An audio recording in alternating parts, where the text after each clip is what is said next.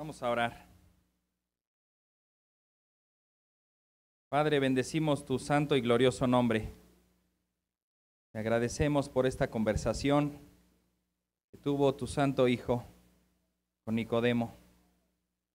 Estamos seguros que lo transformó, porque se ve también al final que Él intercede por el Señor Jesús para ofrecerle un juicio más justo. Y también está interesado en proveer para su sepultura.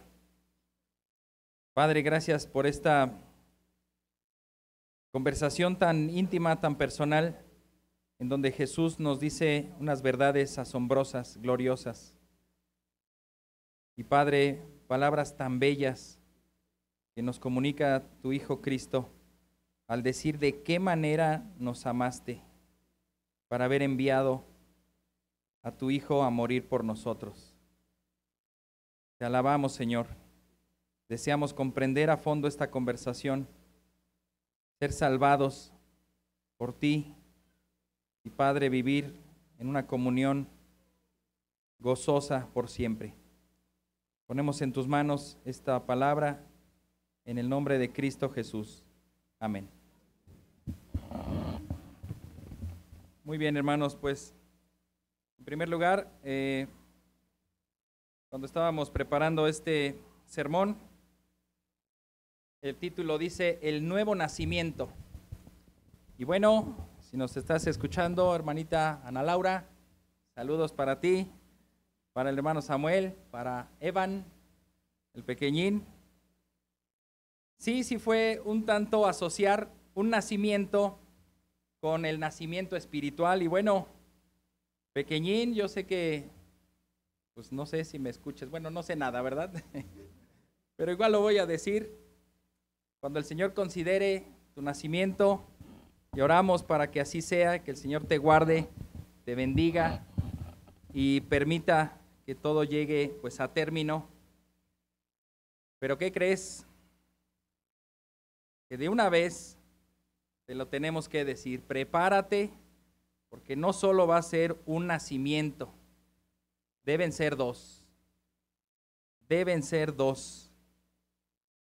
Te es necesario nacer de nuevo. Y estas palabras que se las dijo Jesús a Nicodemo también se extienden para todos nosotros, para toda la gente, en todo tiempo y en todo lugar. Vayamos a nuestro texto ahí en Juan 3, los primeros 3 versículos, Juan 3, del 1 al 3.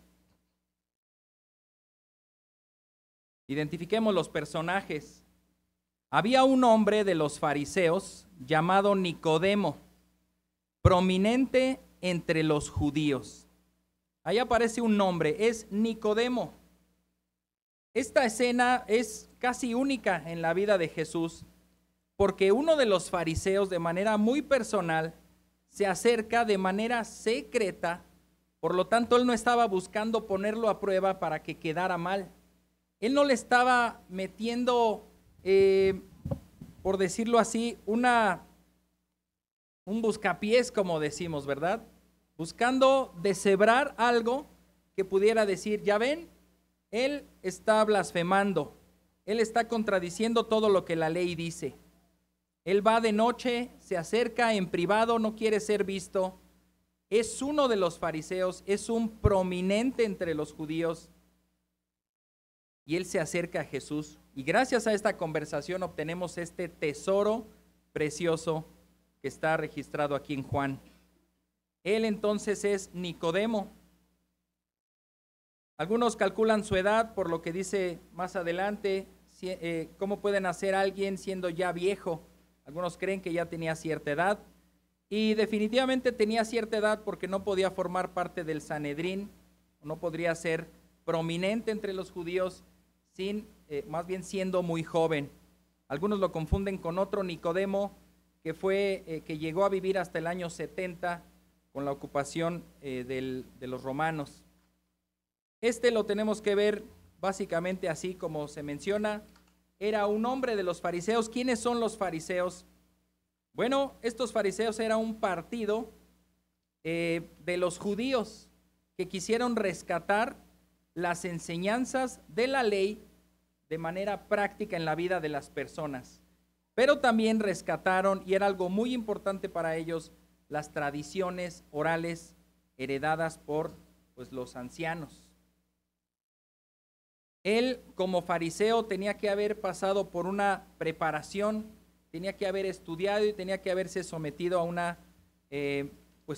un estudio. La palabra que aparece aquí cuando se le llama maestro, en el versículo 10, Juan 3:10, Jesús le respondió: tú eres maestro de Israel y no entiendes estas cosas. Ahí le está diciendo que él es un doctor, que él lleva mucho tiempo aprendiendo las escrituras y que él también a su vez las enseña. Es un maestro.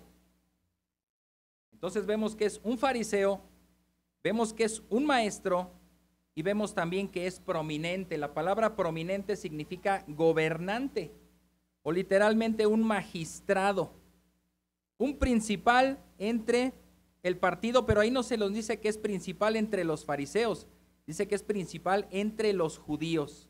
Por lo tanto, se le ve como miembro de un Sanedrín. Este vino a Jesús de noche, dice el versículo 2.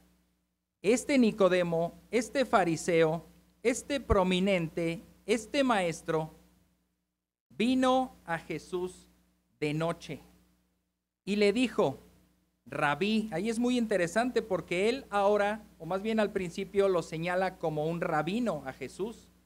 Rabino también significa maestro. Él es un maestro, aunque para ser rabino también había que pasar por una educación formal para los judíos, que desde pequeños ellos identificaban quién sí y quién no. Incluso los invitaban a que vinieran a la ciudad de Jerusalén, como el caso de Pablo, que fue instruido desde pequeño a los pies de Gamaliel, lo cita él.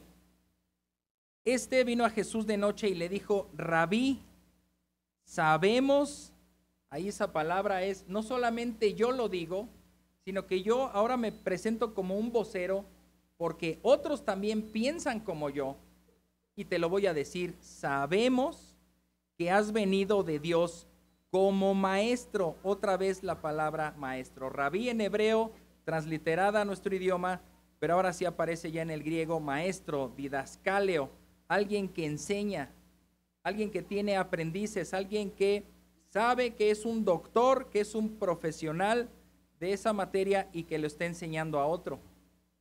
Él le da ese honor y ese título como si hubiera pasado por todos los estándares de los judíos, pero sin haber sido así. Vino a Jesús de noche diciéndole estas cosas, porque si lo dice de día, lo más seguro es que los mismos fariseos lo hubieran callado. ¿Cómo te atreves a decir eso? Él no pasó por la formación que todos nosotros pasamos. Él no comulga con el partido.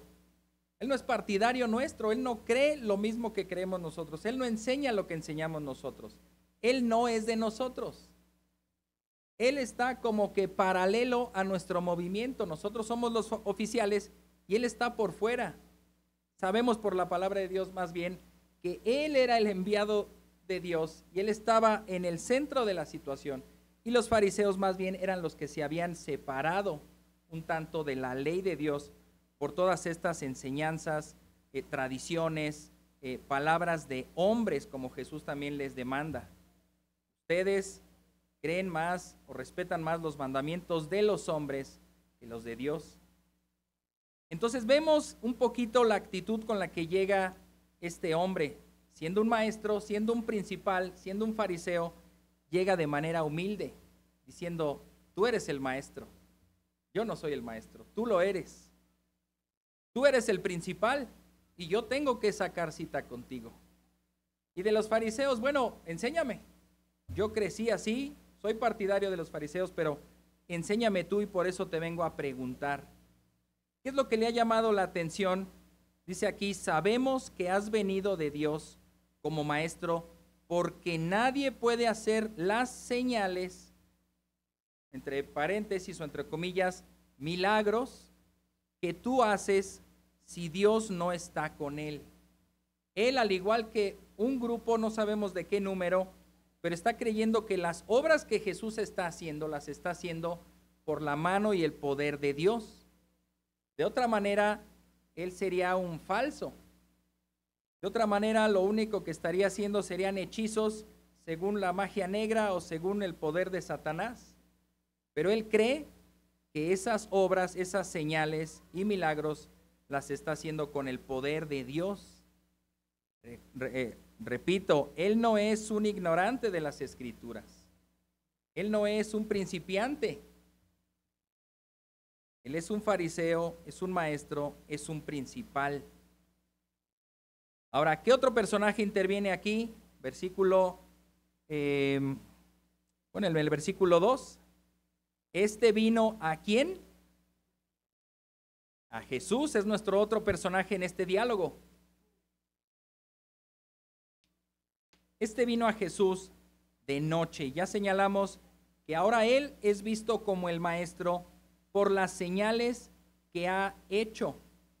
Ahora, Nicodemo vio algo, pues de verdad sobrenatural. ¿Qué es lo que significa esta palabra de señales y milagros? Significa algo sobrenatural, pero también indica algo. Cuando ocurría un milagro, más que ver la obra, era ver quién la hizo. Como si de repente encontraras pues en un museo, en un lugar, una obra impresionante de arte, pues además de sorprenderte de lo bella que es, también dirías, ¿quién la hizo? ¿Quién la hizo? Es fascinante. Dime por favor quién la hizo, porque quiero ver cómo lo hizo, qué tuvo que emplear, qué materiales usó. Y entonces la señal apunta al que hizo la señal. Ese fue el propósito y el objetivo de las señales y milagros del Señor Jesús. En este mismo libro de Juan, pero capítulo 2, ahí ni siquiera tienes que voltear la página. Bueno, los que tengan Nueva Biblia de las Américas, capítulo 2, versículo 23, nos dice esto. Cuando Jesús estaba en Jerusalén durante la fiesta de la Pascua, muchos creyeron en su nombre al ver que...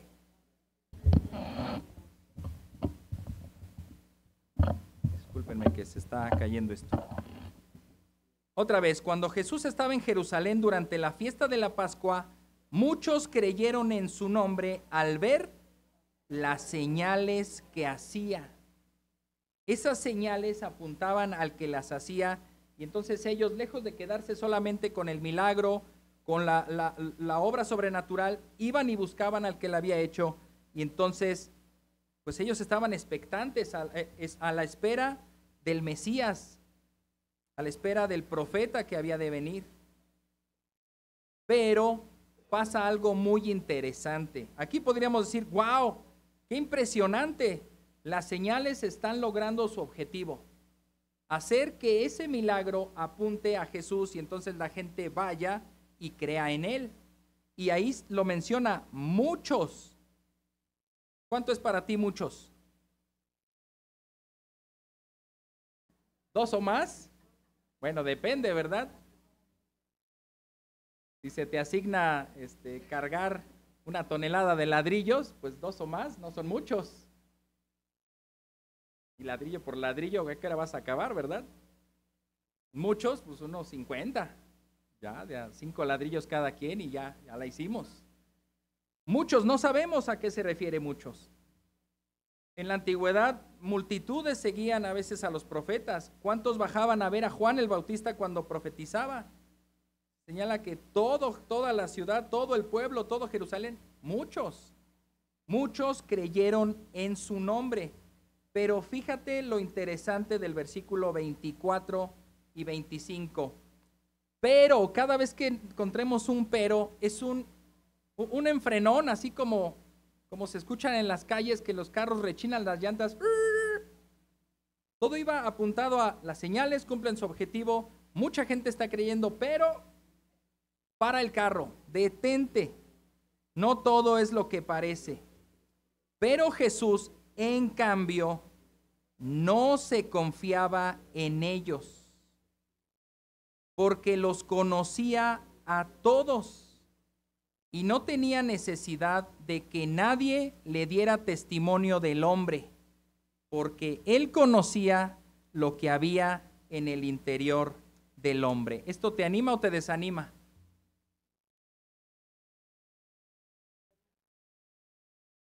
Muchos llegaron y creyeron en Cristo. Ok, y al día siguiente podemos decir, ¿y cuántos hay? ¿Cuántos siguen a Cristo? ¿No dijeron muchos? Bueno, muchos es 2 a lo mejor, ¿verdad? Como ya dijeron los hermanos, entonces sí fueron muchos. Probablemente 500 se acercaron y creyeron en él, y al día siguiente solo había 2. Jesús intencionalmente está haciendo algo impresionante. Él no se confiaba en ellos porque los conocía. ¿Te das cuenta de lo que está diciendo aquí? Que no basta que tú le digas, sí, Señor, yo creo en ti, yo creo en los milagros, sí, Señor, tú eres mi Señor, y lo grites y lo publiques y te pegues una calcomanía aquí, Jesús es mi Salvador, que se lo digas a los vecinos, que vayas, que en tu casa pongas un letrero luminoso ahí que digas, Jesús es mi Salvador, Él te conoce. Él te conoce. Jesús, regresando a nuestro texto del 3:3, no olvides esta escena porque ahorita la vamos a poner con unas ilustraciones. Pero él le pone a Nicodemo una condición. Juan 3:3. Jesús le contestó. Fíjate cómo hubiéramos podido tal vez escuchar una conversación si Jesús no estuviera en esa conversación. Si tal vez tú o yo o cualquiera de nosotros estuviera ahí, que alguien llega y te dice, Rabí, qué bien se siente, maestro. Sí, dime alumno. Sabemos que has venido de parte de Dios como maestro. Lo sabía, el llamado que tengo es de Dios. Qué bueno que me lo dices. Es bueno que tú también lo sepas porque yo ya lo sabía. Porque nadie puede hacer las señales. Híjole, yo no hago señales. Bueno, ¿a qué te refieres con señales? Es que nadie da las clases como tú. Ah, sí, síguele. Continúa, por favor. No te detengas. ¿Qué más? Podría tal vez responderle a alguno de nosotros. ¿Y luego? ¿En qué más te puedo servir? Ahora, ¿qué tema quieres que veamos? ¿Qué más podemos hacer? Pero Jesús no se centra en esa conversación y lo para en seco, como decimos, ¿verdad? Lo aterriza. En verdad te digo que el que no nace de nuevo no puede ver el reino de Dios. ¿Cómo? Señor, te están hablando de que eres un rabino, de que eres un maestro, de que nadie es como tú, que nadie tiene las obras que respaldan las palabras que tú estás diciendo. Pero tú simplemente le estás diciendo, sí, ni nos vamos a meter en eso. ¿Tú puedes acaso ver el reino de Dios? Y se lo está diciendo, sin decírselo, se lo está diciendo. Tú no puedes ver el reino de Dios porque te es necesario nacer de nuevo, como lo dice más adelante en el versículo 7. No te asombres de que te haya dicho, tienen que nacer de nuevo. Entonces Jesús le pone esa condición. Te pregunto, ¿tú puedes ver el reino de Dios?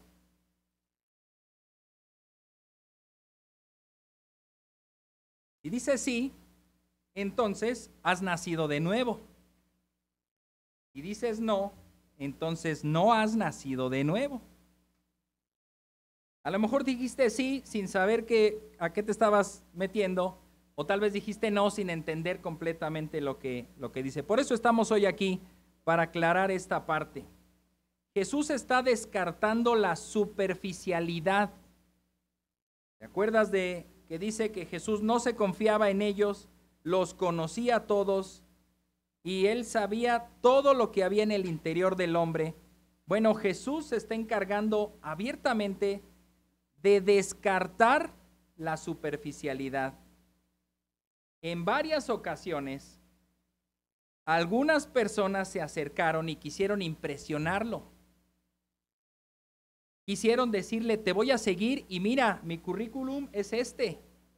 Te hago falta en tu equipo. ¿Qué te parece si voy y de cuánto estamos hablando? ¿Te acuerdas del joven rico? Maestro, ¿qué debo hacer para heredar la vida eterna? Está en Lucas 18, del 18 al 27. Es una historia que constantemente regreso a ella. Me enseña mucho. El joven rico se acerca a él, pero Jesús lo descartó. Le puso la prueba principal de los 10 mandamientos. Y le dijo, como nos ha tocado verlo en el evangelismo, yo los cumplo, sin problema. Wow. ¿Qué más? ¿Qué más debo hacer? Bueno, como tu problema principal es el corazón, pues tu corazón está apegado a tus riquezas. Por tanto, deja tus riquezas y entonces vienes y me sigues. En otra ocasión, y también te lo puedes llevar de tarea para leer, Lucas 9, 57 al 62, hay 3 ejemplos de 3 diferentes personas que quisieron seguir a Jesús, y al primero de ellos se le dijo, ¿quieres seguirme? No tengo dónde recostar la cabeza. No sabemos si lo siguió o no, pero Jesús, que conoce el pensamiento interno de cada uno, te está diciendo lo que tú tienes. ¿No les ha pasado que en algún sermón, alguna predicación, alguna meditación, de repente te pones a pensar, ¿quién le dijo al hermano acerca de mis pecados? ¿Quién? Quisiera saber quién fue el chismoso que le dijo por lo que yo estaba pasando, porque pasó a dar la predicación y ahí me dio con todo. Me dijo todo lo que estoy viviendo.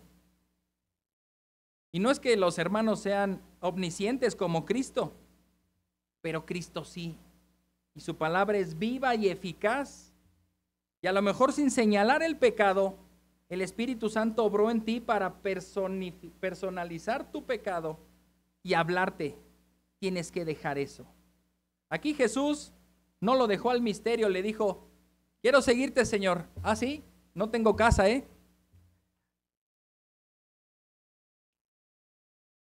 Tal vez esa fue su reacción.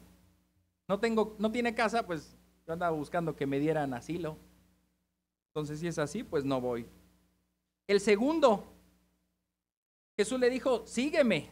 Jesús ahora le dice, sígueme. El otro le dice, quiero seguirte, no tengo casa. Ahora Jesús le dice, tú sígueme. Sí, deja primero que entierre a mi padre. Y yo la primera vez que leí ese texto dije, qué insensible del Señor. Está pasando justo a un lado de un funeral, están enterrando al padre, no puede esperar tal vez 2 horas a que llore, a que termine el servicio y entonces lo pueda seguir. Pero el contexto no es ese. El contexto es que le está diciendo, mira, ¿sabes qué? Pues pertenezco a una familia en donde mi padre pues tiene cierto trabajo y pues estoy esperando a que él muera, entonces yo heredaré todo y pues ya sabré qué hacer con mi vida. ¿Cuántos años tiene tu papá? Pues como 50. ¿Cómo en cuántos años morirá? Ya sería feo hacer esos cálculos, ¿verdad? Imagínate que Jesús le diga, pues sí, el tiempo que te quede libre, si te es posible, dedícalo a mí, decía esa canción antigua. Ya cuando te desocupes de todos tus quehaceres, ya cuando hayas solucionado el problema de tu padre, porque los hijos heredaban el oficio del padre, ¿qué voy a hacer con el taller, con la carpintería, con el campo de cultivo? ¿Qué voy a hacer? Bueno, ya que muera mi papá, porque él no lo quiere vender y quiere que yo siga trabajando, pues ya sabré qué hacer. Entonces lo puedo vender, pero ¿qué pasa si no lo vende y si se sigue trabajando ahí? Espérame a la siguiente cosecha. Tú dijiste cuando enterraras a tu papá, sí, nada más 2 cosechas y ya. Te lo apuesto a que van a pasar 30 cosechas y vas a seguir ahí.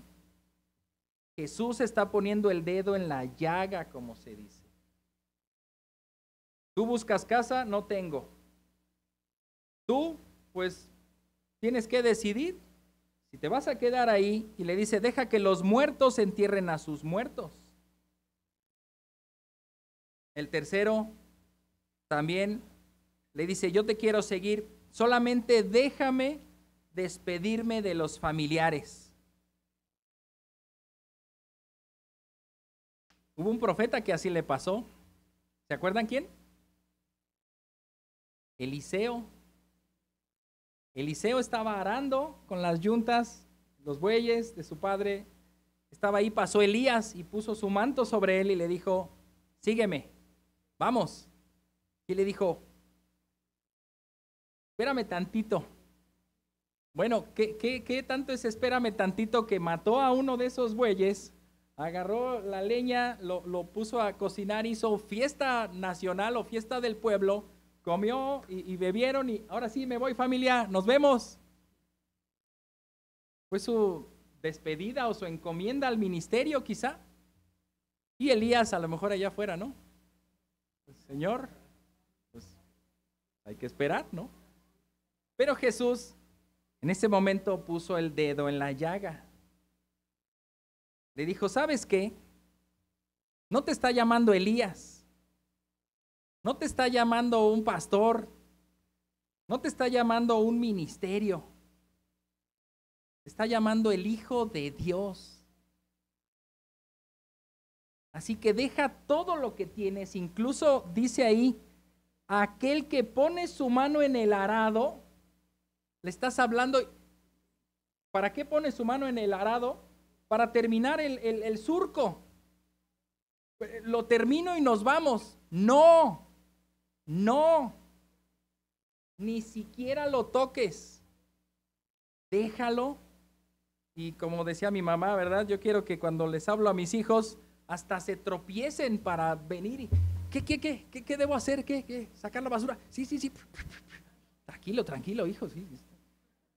Bueno, eso nunca pasó, ¿verdad? Nunca pasó. Siempre era el típico, voy. Ahorita. ¿Y ahorita? ¿Cuándo es ahorita? Lo que Jesús está diciendo a las personas es, ¿qué cosa habrá más importante que lo que yo te estoy dando? ¿Cuántos de nosotros seríamos desechados por Cristo?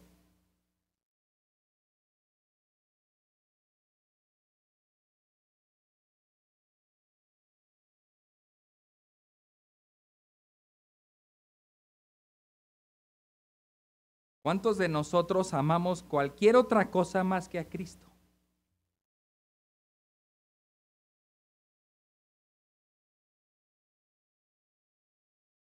¿Estaremos en la misma situación que estos 4 ejemplos?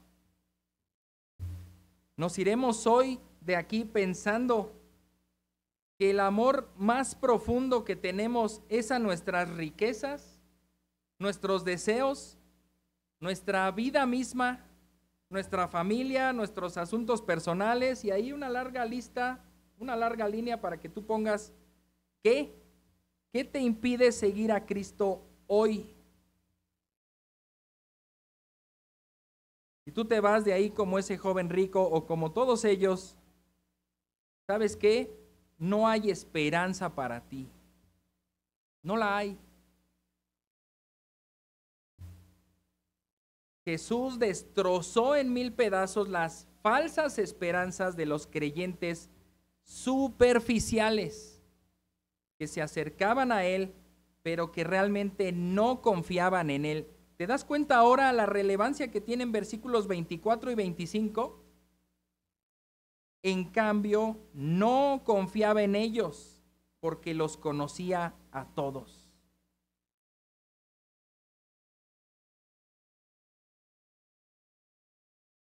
Señor Jesús, ¿qué debemos hacer entonces? Nacer de nuevo. Nacer de nuevo. Y verás que ahora sí podrás ver el reino de Dios, podrás creer en Él, podrás arrepentirte de tus pecados, podrás dejarlo todo y seguirlo a Él. Punto 2 de este sermón, ¿qué es entonces el nuevo nacimiento? Algunos han formulado la idea erróneamente de que Cristo se estaba refiriendo como a un bautismo. Bautízate. El bautismo era una práctica que los fariseos también hacían, los judíos. Cuando alguien se quería convertir al judaísmo, los llamados prosélitos, le mandaban circuncidarse y bautizarse a manera de simbólica de limpieza de sus pecados, y entonces eran aceptados. Pero bajo la norma o el título prosélito. No eres judío de nacimiento, es como si te hubieras naturalizado. Circuncídate, una señal externa, bautízate, una señal externa. Pero a Jesús no le están interesando esas señales externas. Por lo tanto, no resulta correcto pensar que es una señal externa. Dice el hermano J.C. Riley, un predicador antiguo, para el apóstol Juan, nacer de nuevo, nacer del Espíritu o nacer de Dios significa algo muy superior a simplemente un bautismo o un cambio moral o una corrección externa en la vida de alguien. Esto es más que eso, es un cambio del corazón, es un cambio de la voluntad y del carácter, es literalmente una resurrección, es una nueva creación y es pasar de muerte a vida. Fíjate la frase que dijo él también: si nunca naces de nuevo, desearás nunca haber nacido. Si nunca naces de nuevo, desearás nunca haber nacido. Tremenda esta declaración. Tremenda. Este nacer de nuevo, literalmente es nacer de arriba, es gracias al poder que Dios da para dar vida.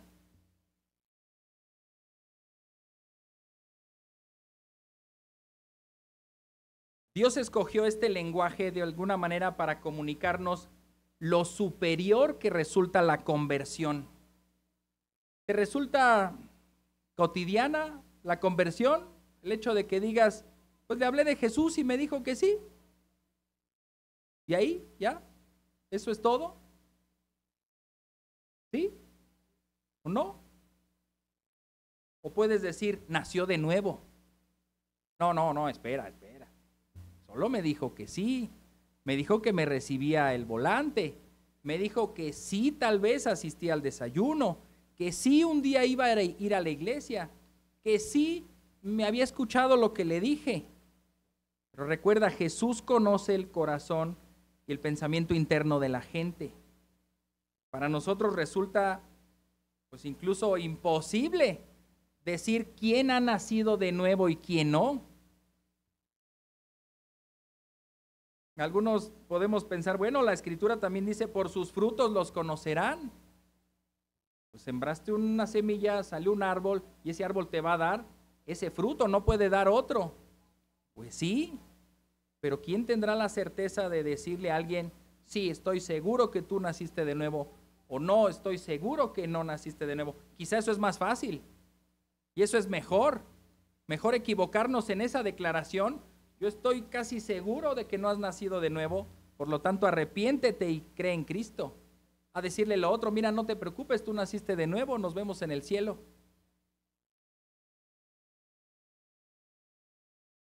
Este lenguaje es común también en otros pasajes de la Escritura porque se refiere a algo superior, algo que solo Dios puede hacer, como es otorgar vida. No es una mera decisión humana, no es un cambio de parecer, no es simpatizar con algo, es una auténtica resurrección. ¿Te has fijado en la resurrección de Lázaro? Creo que ya lo hemos citado. ¿Qué ocurrió primero? Esperen, todavía no les digo, ¿no? ¿Qué ocurrió primero? Jesús le habla, él escucha, vuelve a la vida y sale. ¿Está bien ese orden de las cosas? Jesús le habla, imagínate también la escena, Jesús le habla a un muerto. El muerto escucha. Y ahí si no te causa conflictos, bueno, vamos a seguir. El muerto escucha y el muerto decide levantarse. ¿En dónde estaría el poder ahí? En el muerto.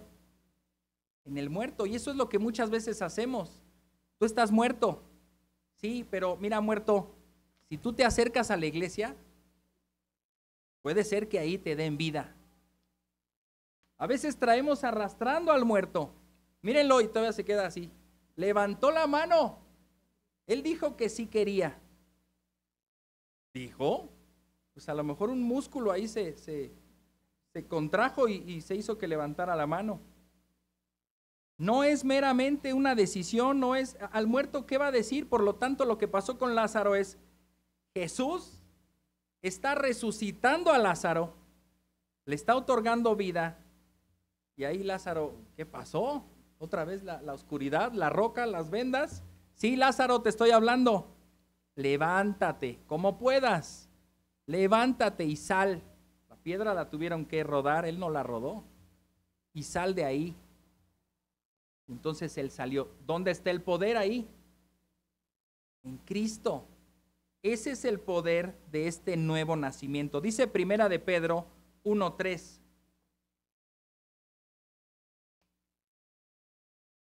Asimilando este lenguaje que también otros autores de la Biblia lo usaron. Bendito sea el Dios y Padre de nuestro Señor Jesucristo, quien según su gran misericordia nos ha hecho nacer de nuevo. Quien según su gran misericordia nos ha hecho nacer de nuevo a una esperanza viva, mediante la resurrección de Jesucristo de entre los muertos. En el mismo Evangelio de Juan, capítulo 1, versículos 12 y 13. Juan 1, 12 y 13. Dice así, pero a todos los que lo recibieron, les dio el derecho de llegar a ser hijos de Dios, es decir, a los que creen en su nombre, que no nacieron de sangre, ni de la voluntad de la carne, ni de la voluntad del hombre, sino de Dios. Pon en la balanza los ejemplos que vimos con estos hombres que querían seguir a Jesús. Era un deseo de su carne, era un deseo de su voluntad, la voluntad del hombre. Ellos querían estar cerca de Jesús, quizá era el movimiento del momento. Ellos no querían estar desapercibidos, pasar desapercibidos de algo así. Querían estar en el centro de los acontecimientos. Pero realmente ellos no fueron hijos de Dios. Ellos no nacieron, como dice en Pedro, no fueron hechos de nuevo por la voluntad y la misericordia de Dios. Dice el hermano John MacArthur en su Teología Sistemática, el apóstol Juan declara que el hombre no nace de nuevo porque decide hacerlo, Lázaro, como ejercicio de su voluntad. Ningún esfuerzo moral o actividad religiosa puede inducir el nuevo nacimiento, porque la carne solo puede dar a luz a la carne. Ninguna religión o sistema sacramental creados por el hombre pueden producir la regeneración. Más bien, los hijos de Dios son nacidos de Dios y los pecadores son dados a luz en la vida espiritual por el ejercicio de la voluntad de Dios. Y ahí una cita, Santiago 1:18. En el ejercicio de su voluntad, Él nos hizo nacer por la palabra de verdad para que fuéramos las primicias de sus criaturas.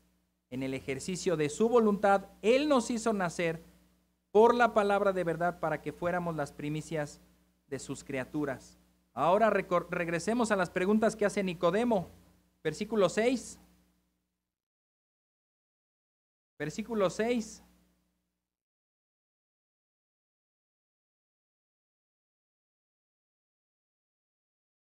Perdón, no es versículo 6, es el 4.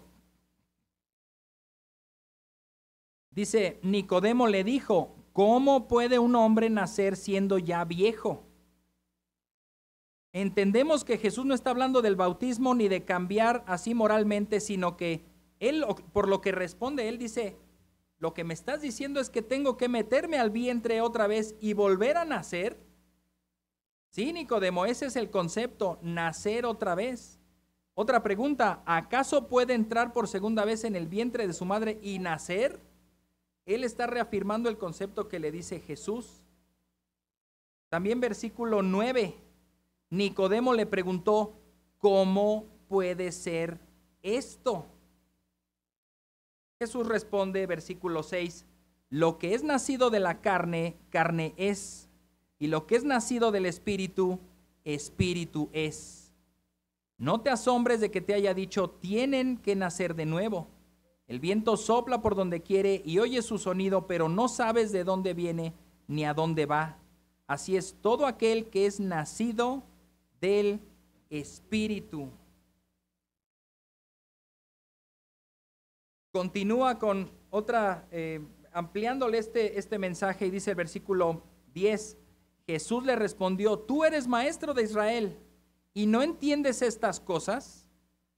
Este pasaje de la regeneración lo puedes analizar en Ezequiel capítulo 36. Ezequiel capítulo 36 habla de esa regeneración, de ese nuevo pacto, cómo Dios los hará de nuevo.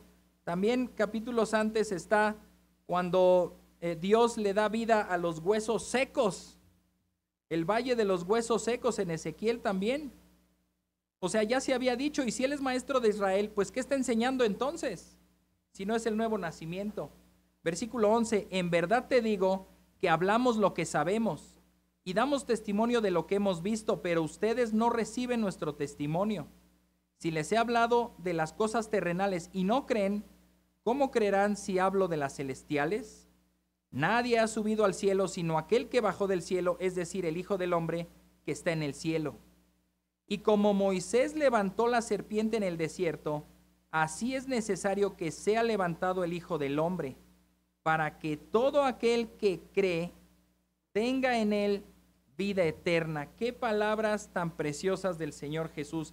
Está ahí recordando lo que pasó en el desierto con Moisés, cuando Dios envió como juicio serpientes ardientes, serpientes ponzoñosas, que al que picaban lo mataban. ¿Qué debía hacer Moisés? Señor, ¿qué pasa con esta mortandad? Está bien, les envié juicio, pero también les voy a enviar misericordia.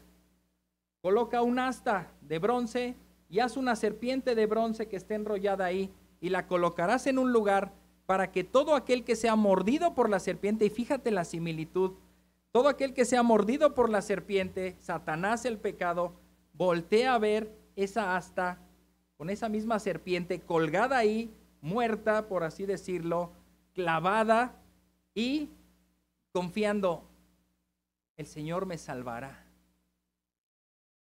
Creyendo no en el asta, que después la agarraron como idolatría, porque así es el corazón humano, una fábrica de ídolos, sino solo volteando a ver esa imagen y diciendo, creo en el Señor que me sanará. Desapareció el veneno, desapareció la ponzoña de esta serpiente, que es el poder, que es el pecado, que es la muerte. Cuando Pablo dice, Jesús murió en la cruz y le ha quitado el aguijón a la muerte, porque el aguijón de la muerte es el pecado.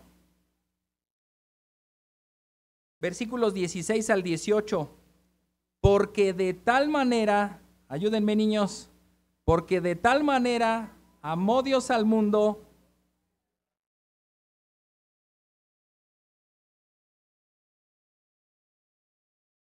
amén, de tal manera amó Dios al mundo, ¿qué palabras? De tal manera que dio lo más valioso a su Hijo Cristo, para que todo aquel que cree en Él no se pierda, sino tenga vida eterna. Porque Dios no envió a su Hijo al mundo para juzgar al mundo, sino para que el mundo sea salvo por Él. El que cree en Él no es condenado, pero el que no cree ya ha sido condenado, porque no ha creído en el nombre del unigénito Hijo de Dios. Aquí también hay una condición. El versículo es precioso. De tal manera Dios me amó que me salvó. ¿Dice eso? ¿No? Pues si así fuera, entonces naceríamos salvos. Nos es necesario nacer de nuevo. De tal manera me amó Dios que dio a su Hijo para tomar mi pecado, para morir por él y para que yo crea en él y sea salvo. ¿Una condición? ¿Cuál es la condición? Creer en él. Se le dice a Nicodemo, no puedes ver hasta nacer. Y acá Jesús les dice, no pueden ir a la vida eterna sin creer.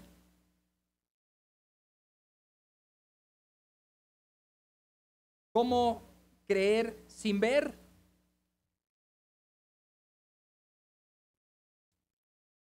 Los teólogos han debatido mucho sobre esto de qué ocurre primero, el que cree es regenerado o el regenerado cree. ¿Qué es primero, el huevo o la gallina? ¿Qué es primero? ¿Lázaro levantándose de la muerte para escuchar la voz de Dios o Cristo resucitándolo para que escuche la voz de Dios y salga? Otra vez, si dejamos todo esto en que tú tienes que creer, ¿con qué fe vas a creer? ¿Tienes fe? Y si acaso la tienes, está muerta. Un muerto no puede creer, un muerto no puede ver, un muerto no puede oír, un muerto no puede confiar. Creer es confiar, es entregarse. El muerto está muerto. Por lo tanto, creemos que la regeneración, el nuevo nacimiento es primero que la fe. Te es necesario nacer de nuevo, pero Jesús no le dice cómo nacer de nuevo. No hay un mandamiento. Tú tienes que hacerlo. Le dice, no, pero es necesario que nazcas de nuevo. Para ver el reino hay que nacer de nuevo, como Jesús ya le ha explicado. Vayamos a un texto que nos lo explica más, con mayor detalle. Efesios capítulo 2.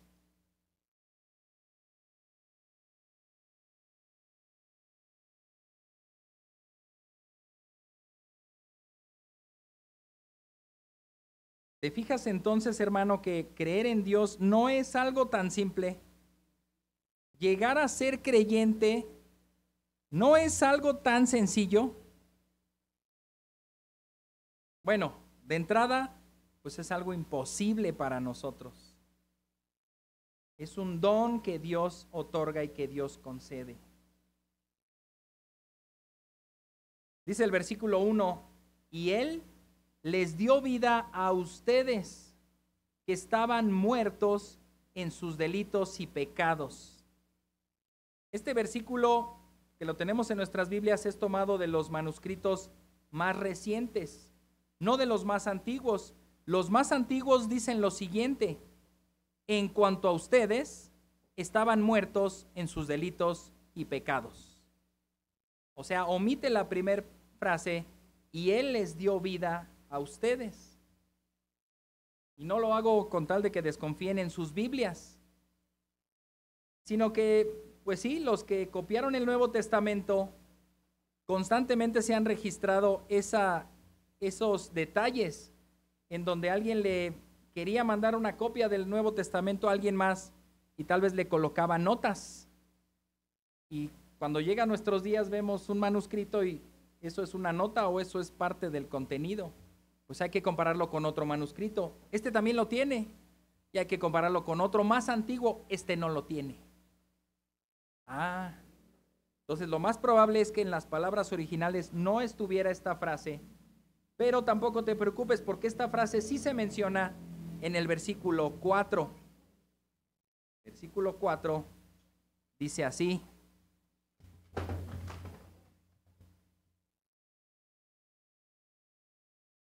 muchas gracias.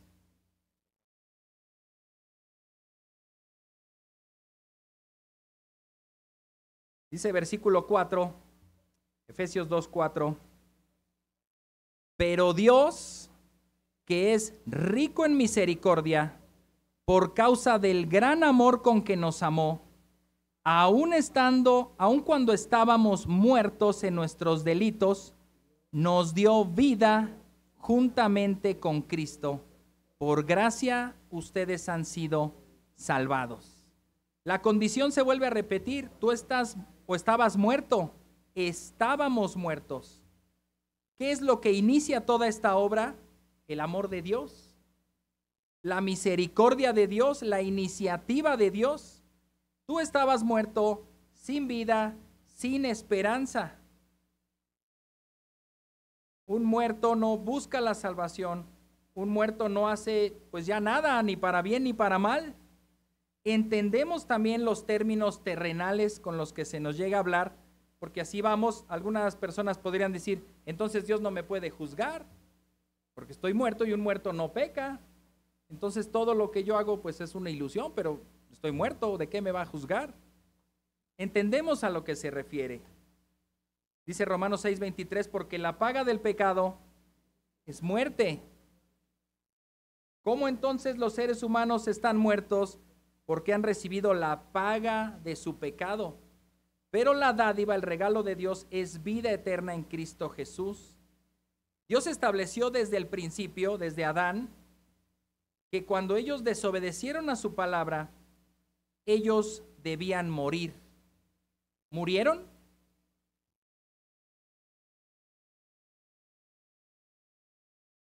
En ese preciso momento, si sus cuerpos estaban hechos para vivir por siempre con Dios, en ese preciso momento comenzaron a marchitarse. Hay flores que solamente salen un día en el año y al día siguiente ya están tiradas en el piso, son basura. En ese preciso momento el cuerpo del ser humano comenzó a marchitarse, comenzó a envejecer, las células comenzaron a morir. Sí hubo esa sentencia de la muerte. También al final de sus días hubo una muerte física, pero también lo que debemos de entender es que esa muerte se refiere a la separación de la presencia y bondad de Dios. Ellos fueron expulsados, la muerte, y les tocó enfrentar un lugar maldecido o maldito por Dios. Estaban en un jardín con toda la bondad, poder, misericordia, la presencia de Dios, y en un abrir y cerrar de ojos están muriendo y están en un lugar donde todo a su alrededor es muerte, es pecado, es dolor, es sufrimiento, la maldición de Dios.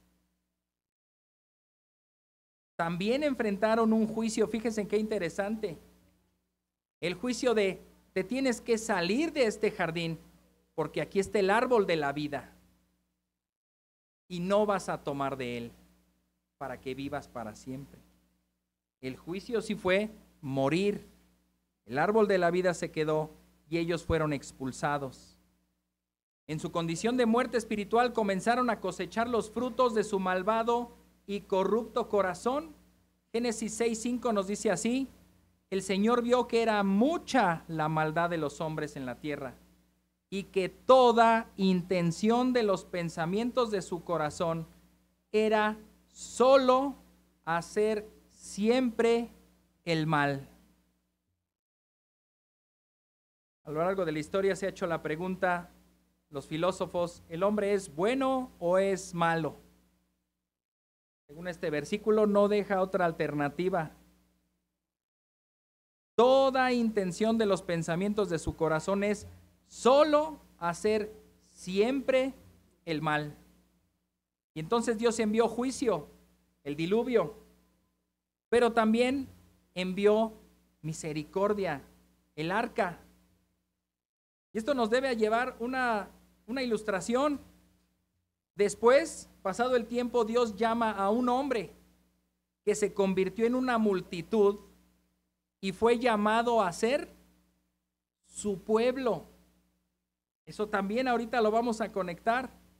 Y así como en la creación Dios llamó a la luz cuando no existía, cuando solo había tinieblas, así Dios imparte vida cuando solo hay muerte. Si estás en el arca, eres salvo. Si eres llamado por Dios, fíjate cómo Dios llamó a un hombre, llamó a un pueblo, y ahora en el Nuevo Testamento la palabra iglesia significa llamados, llamados fuera. Si estás en Cristo, eres salvo. Si estás en Cristo, Él te ha llamado a ser su hijo, pero como en la creación Dios llamó a que la luz resplandeciera, así Dios trajo luz en tu cuerpo muerto, en tu espíritu muerto, y te dio vida para que pudieras nacer por su palabra. Y este nacimiento, según Efesios 2:8, es por la gracia de Dios. Efesios 2:8, porque por gracia ustedes han sido salvados por medio de la fe, y esto no procede de ustedes, sino que es don de Dios, no por obras para que nadie se gloríe, porque somos hechura suya, creados en Cristo Jesús, para hacer buenas obras, las cuales Dios preparó de antemano para que anduviéramos en ellas. Resulta muy interesante la palabra hechura suya. En griego, fíjate, se puede entender casi al español, poema. ¿A qué te suena? A un poema, a una composición de alguien que inventó, que sacó de la manga o que sacó de algún otro lugar y compuso o hizo una obra. Así Dios está haciendo esta obra, donde se resalta otra vez, como las señales de Cristo apuntaban al que la hizo. Aquí el nuevo nacimiento apunta al que lo hizo. Ninguno de nosotros puede decir, es que yo me hice nacer de nuevo tal día a tales horas y soy salvo. Dios me hizo nacer, Dios me salvó, Dios me concedió su gracia.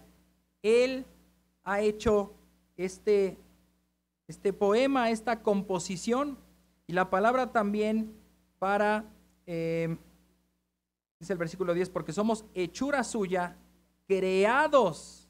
Ahí está hablando de la creación, hemos sido fabricados. Por lo tanto, somos propiedad del que nos creó. Tú ves cualquier duda y sugerencia, pues llámale aquí a la marca, ¿verdad? Él lo hizo. Él la envasó, la purificó. Si te hace daño, ponte en contacto. Y si está muy buena, pues ahí está, ¿verdad? También dale un aplauso, no sé. Es el fabricante, Dios es el fabricante de nuevos creyentes. No las personas, no los programas, no los ministerios, no nuestro poder de convencimiento. Es Dios. Y estos versículos que seguramente hemos usado muy a la ligera, mira, de tal manera te amó Dios, que envió a su Hijo para que, si quieres, si tienes tiempo, si te animas, si le das chance, pues creas y tengas vida eterna. Hermanos, ese concepto es superior, es inalcanzable. No puedes creer si no has nacido de nuevo. Existe el llamado interno y el llamado externo. El llamado externo lo debemos hacer como voy a mencionarlo a continuación. Este es un llamado para todos los que estén escuchando este mensaje. Hay muerte en tu vida, estás muerto. Y hay un juicio delante de Dios que es santo y justo, quien pondrá en una balanza tus obras y te condenará por tus pecados. No hay mucha esperanza en ese juicio. Has quebrantado los mandamientos de Dios, has blasfemado el nombre de Dios y te enfrentarás a ese Dios santo y justo y no saldrás bien librado. Habrá una condenación por la eternidad en el infierno, por lo cual algunos han llegado a decir que si solo naces una vez, morirás 2 veces, físicamente y después en el castigo eterno. Pero Dios toma la iniciativa y envió al Salvador, a Cristo Jesús, para tomar tu pecado, tu culpa y pagar por ellos en la cruz. Él murió, fue sepultado y resucitó para otorgarte justicia delante de Él. Por lo tanto, el llamado externo es: arrepiéntete. Cree en estas buenas noticias. Aparta tu pecado de ti, niégate a ti mismo y confía en Cristo y síguelo hoy mismo. Ese es el llamado externo. Y algunos podrán levantar la mano y sí, yo quiero eso. ¿Será acaso que están naciendo de nuevo? Es posible. Es posible, pero solo Dios conoce lo interno del corazón. Solo Dios conoce lo que está pasando porque Él lo está haciendo.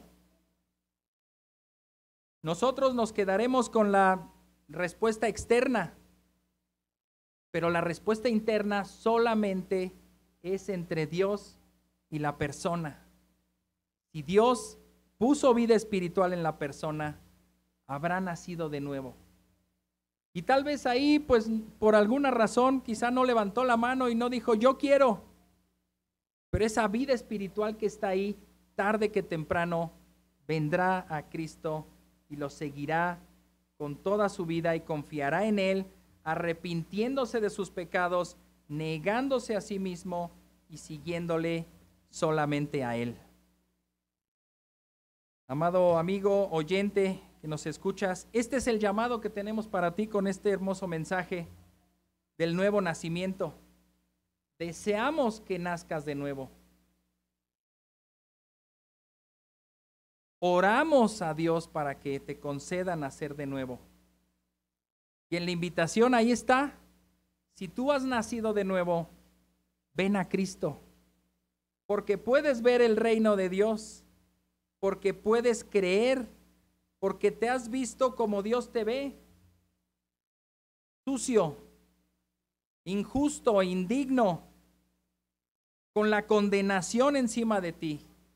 ¿Y qué es lo que tienes que hacer? Correr a Cristo para que Él te adopte, para que Él te haga hijo suyo, para que Él te justifique y para que Él te santifique y en su momento te glorifique. Vamos a orar. Padre, lo que más deseamos es el nuevo nacimiento de las personas. Lo anhelamos, lo deseamos con nuestro corazón.